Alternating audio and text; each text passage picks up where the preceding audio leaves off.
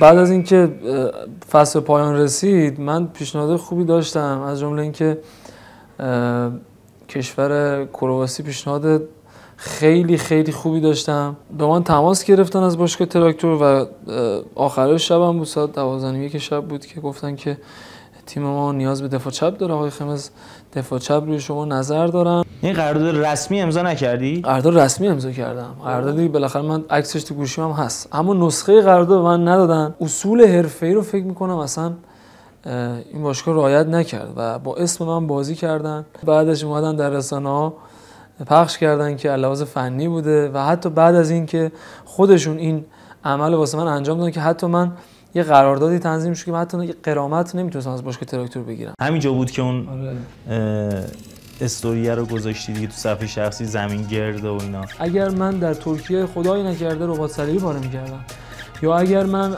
هزاران مسئولیت دیگه برای من اتفاق میافتاد، چه جواب بود؟